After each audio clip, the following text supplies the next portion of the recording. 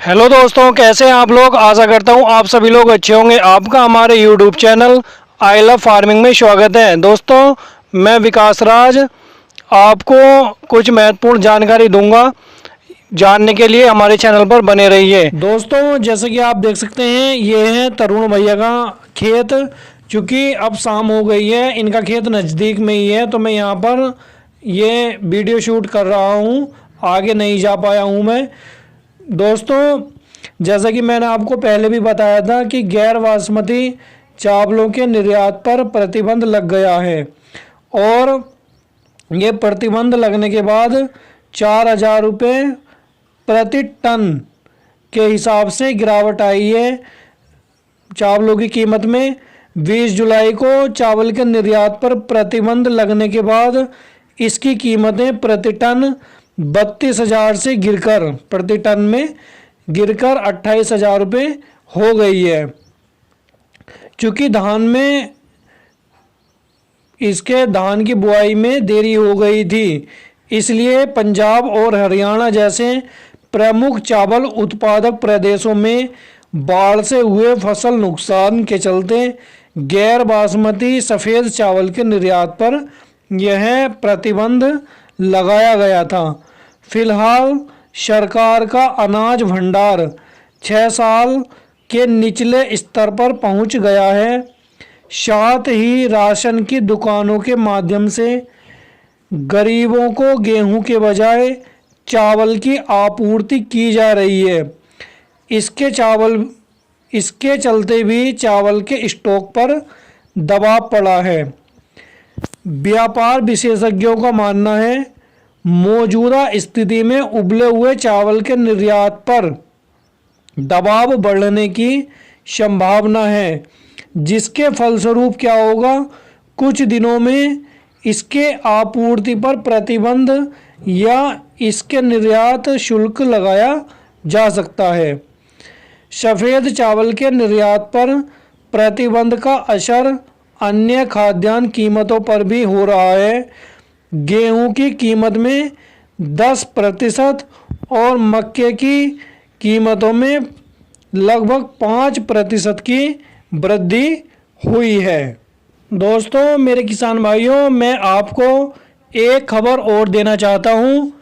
छोटे किसानों के लिए कृषि मशीनीकरण में निवेश को सरकार को बढ़ावा देना चाहिए। ये किसने कहा है? ये कहा है संसदीय समिति ने। आइए इसकी पूरी डिटेल जान लेते हैं, ये क्या चीज़ है। कृषि, पशुपालन और खाद्य प्रसंस्करण पर संसदीय स्थायी समिति ने केंद्र से छोटे और सीमांत किसानों पर ध्यान केंद्रित करते हुए कृषि मशीनीकरण के अनुसंधान और विकास में निवेश बढ़ाने का अनुरोध किया है, जिससे छोटे किसानों को लाभ मिल सके। ये संसदीय समिति ने इसके लिए फैसला लिया है। समिति ने और क्या कहा है?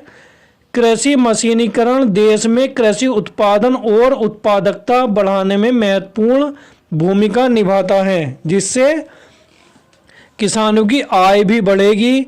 हालांकि इसके बावजूद वर्ष 2020 से वित्तीय वर्ष 2023 के दौरान कृषि मंत्रालय ने कृषि मशीनीकरण योजना के अनुसंधान और विकास के लिए आवंटित धनराशि में 30% की कटौती की है। जो पहले किसानों को दिया जाता था, उससे 30% की कटौती कर ली गई है इन 3 सालों में। वर्तमान में भारत का समग्र कृषि मशीनीकरण स्तर 47% पर बना हुआ है, जो चीन से कितना कम है। चीन में कितना है दोस्तों? 59.5% और ब्राज़ील में है 75%।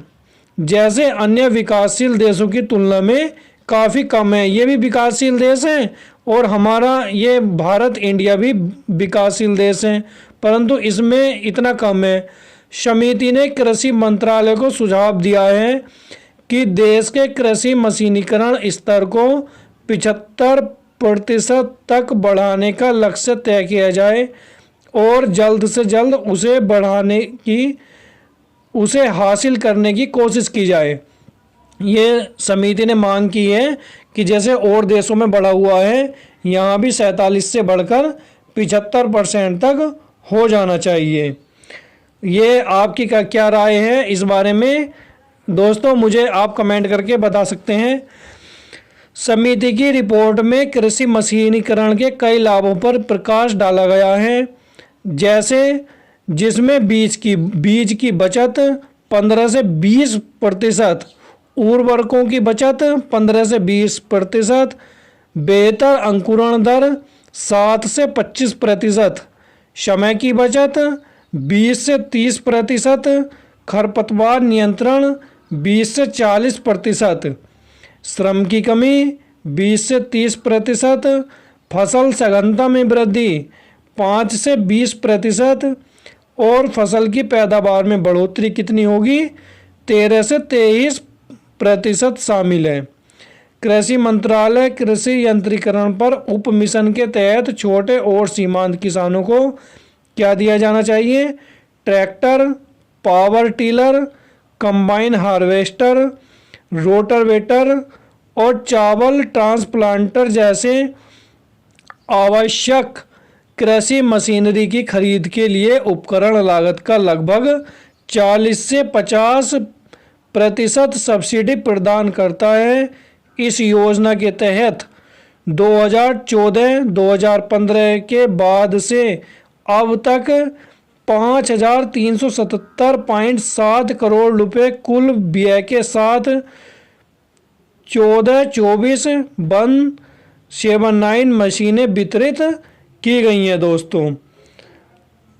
दोस्तों मेरे किसान भाइयों, बस आज की वीडियो में बस केवल इतना ही। आप देख सकते हैं ये तरुण भैया का खेत रोड के, सड़क के एकदम किनारे पर है। चूँकि बारिश हुई थी इसलिए यहाँ पर पानी भरा हुआ है। ये खेतों पर आकर कितनी हरियाली है, कितना अच्छा सिनेरियो लगता है। ये शाम का मौसम है, ये दिन छिपने वाला है दोस्तों, इसलिए मैं आगे नहीं जा पाया हूँ।